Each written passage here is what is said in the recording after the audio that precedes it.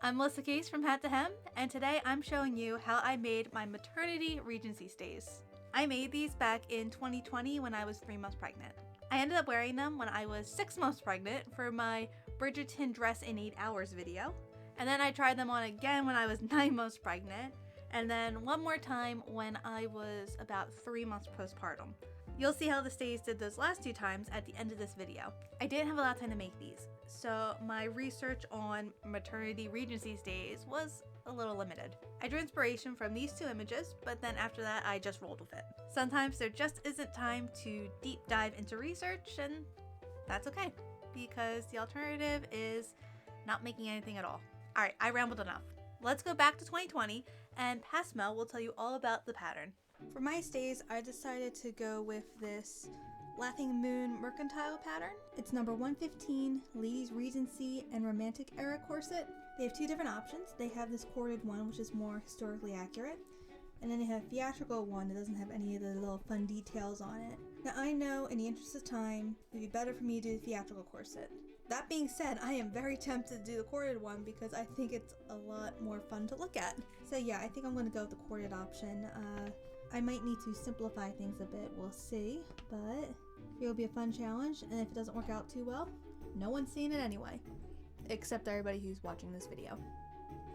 Laughing Moon also has an option to do short stays and make them front opening.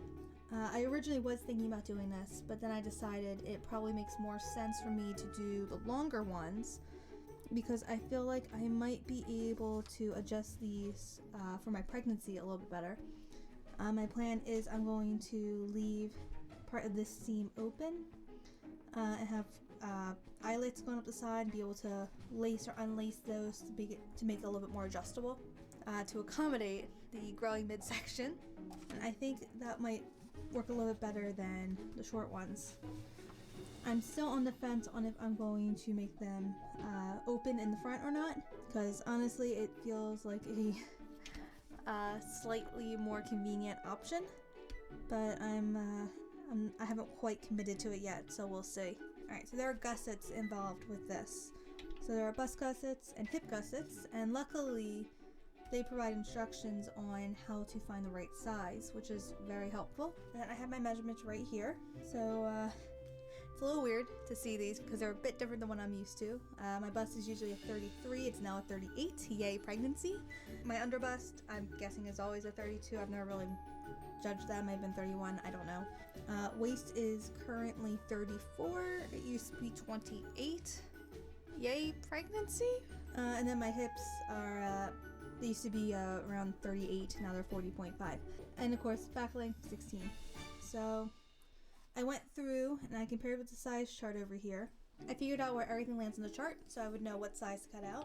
So as you can see, the 35 would have been 20, underbust would have been 14, hips would have been 16. This felt very odd for me because I feel like it would just end up looking very strange.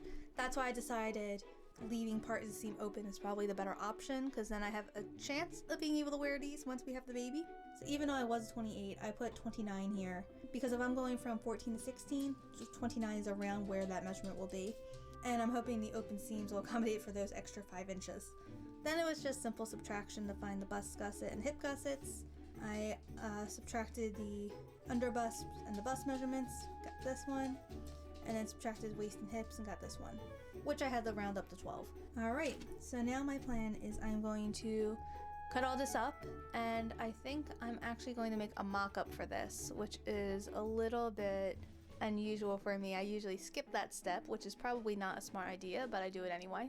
But this is, there's so much guesswork going on right now because of my measurements, and I want to make sure that leaving that seam open is going to be enough, so I should probably make a mock-up first. Alright, let's do this. Last night I whipped up this mock-up for the stays. I think I'm pretty happy with it.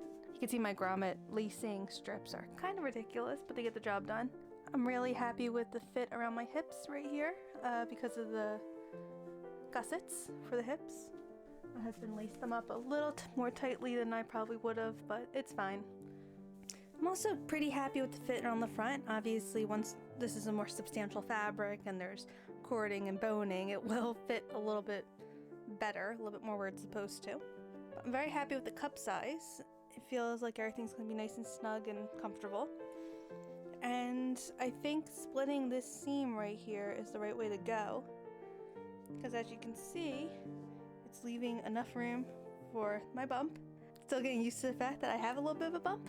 I kind of like it a lot. Anyway, I'm going to have right here open, and I'm going to have grommets going down the side, and I'll be able to lace this according to whatever is the most comfortable size. So hopefully once the bump is down, I'll be able to close it up nice and comfortably. But in the meantime, it can be as open as I need it to be as things continue onward. I did stitch them up the front just for the mock-up. I am planning on doing front lacing just because it's going to be a lot easier than having my husband lace me up. That means I'm not going to do a big wooden busk, which I think is kind of good for right now. I kind of tested out the fake bust with a ruler here. And even though I like what I'm sure it will do for my posture, I don't like how it looks with my bump. You can see it kind of makes like a little bit of a shelf here. And that's fine for 18th century, but I don't really want to have a weird little thing sticking out right there in my Regency dress, which is going to be a bit slimmer than typical 18th century. Yeah, I think overall I'm very happy with how this mock-up turned out. I feel a lot more confident about making the real one. I am wearing my 18th century chemise that I made in my 18th century undergarment video. It's a pretty similar shape to what's used during this time period, and I didn't want to waste time making a new one. Alright, guess it's time to start on the real ones. My stays were made out of a cotton fabric that I had in my stash. Each pattern piece was cut out 4 times, 2 for each half of the stays.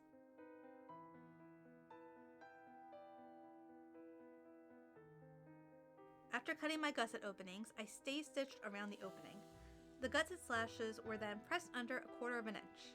The gussets were sewn in and top stitched. I didn't have time to fully explain how this was done. I will try to make a tutorial in the future.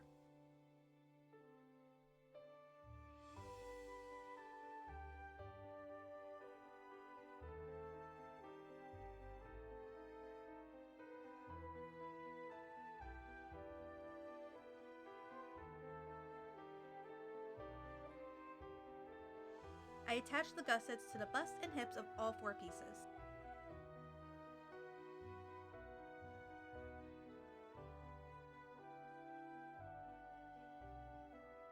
Once that was done, it was time to trace the cording channels onto the stays. I did this with the help of a light board. If you need one, I'll put a link in the description below. I transferred the lines to my fabric with a disappearing ink pen, using a ruler to keep my lines straight.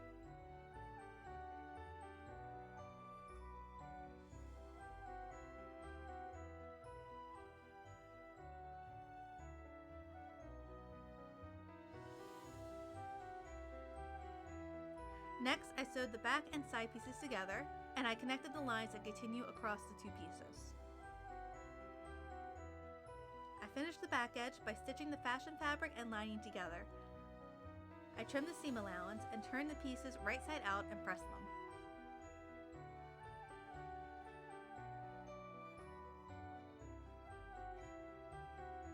Then I stitched over all of the lines I made.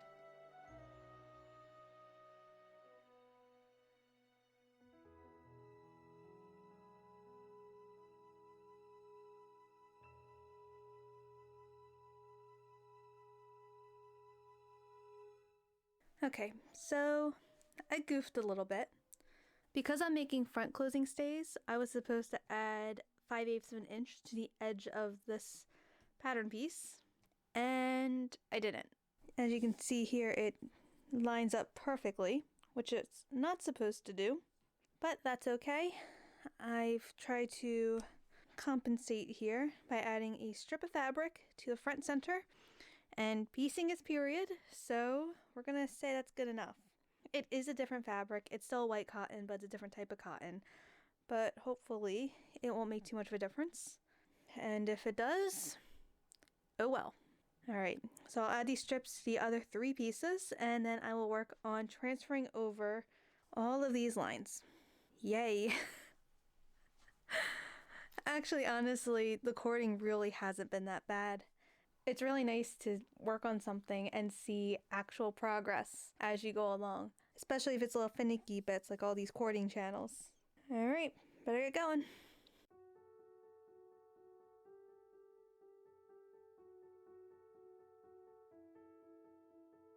I managed to get 3 of the 4 panels completely corded today, and I'm pretty proud of myself for that. I'm hoping that I'll be able to get the last one done tomorrow.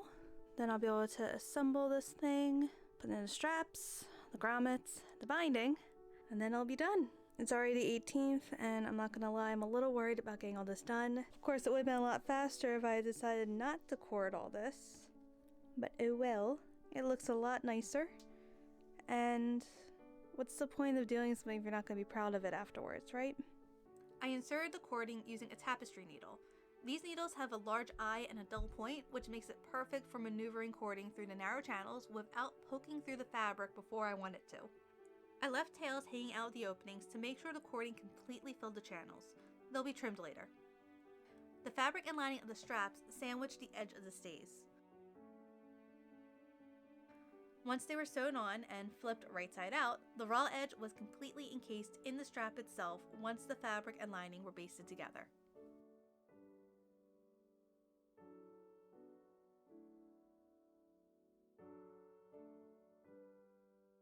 Once the grommets for one side of the back opening were set, I placed it over the other half and marked the top and bottom grommet with my disappearing ink pen. The rest of the eyelets were spaced out so that the back would have spiral lacing.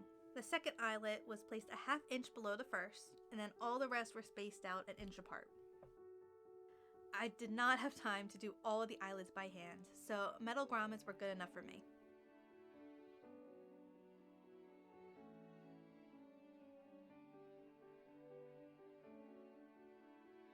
As you can see, this was much more efficient. Sometimes with projects you have to choose what your priorities are. I decided that I would rather have the cording over the hand-stitched eyelets, so that's what I did.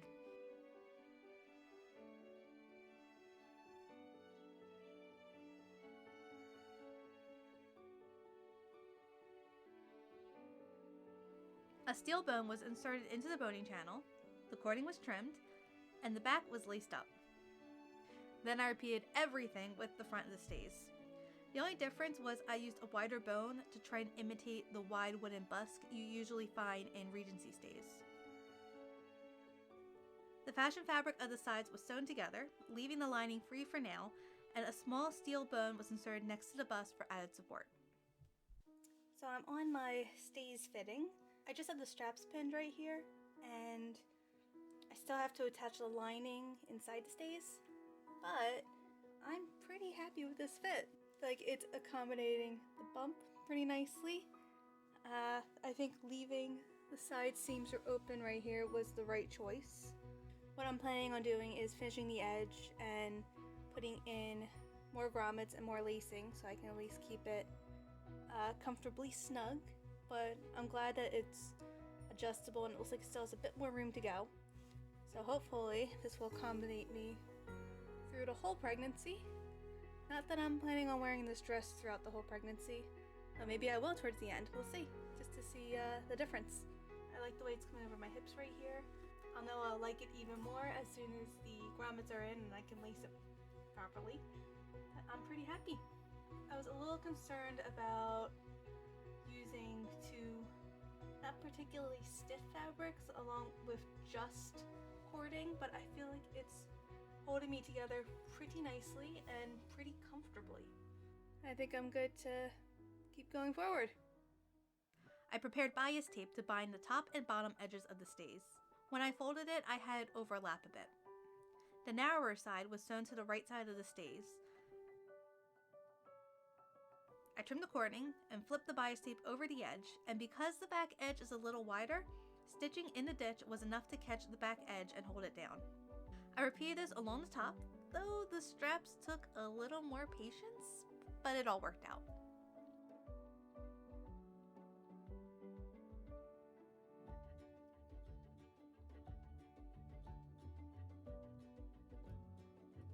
stitched the edges of the straps to the inside of the stays by hand. I forgot to film it, but I also threaded a ribbon through the binding at the top of the stays so I could tighten the top as needed. And here are the finished stays. I'm so glad I decided to do the cording. I think it gives the stays just a little more support, plus it looks really nice. I only have these two pictures from when I tried the stays on after I made them. As I said before, you can see me wearing them at 6 months pregnant in my Bridgerton dress video. I do have some footage of me wearing them later in my pregnancy, and I think I'll be quiet and let the footage speak for itself.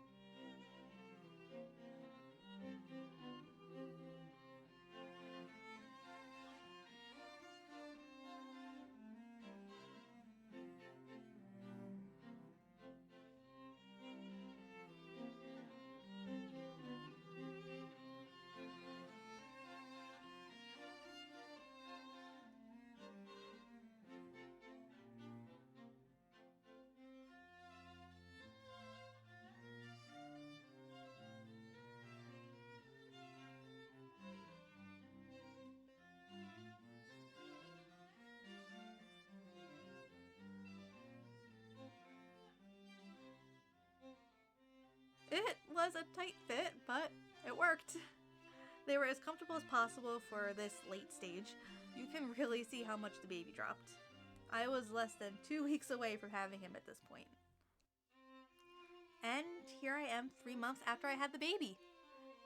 I started with the stays fully tightened, and that led to this awkward bunching over my hips because the stays were just a little too small. Loosening the sides helped. The fit isn't perfect, but considering I didn't know what my measurements would be post-baby, I think I did okay. I hope you enjoyed this video. If you did, please leave a comment saying so because I love interacting with my viewers.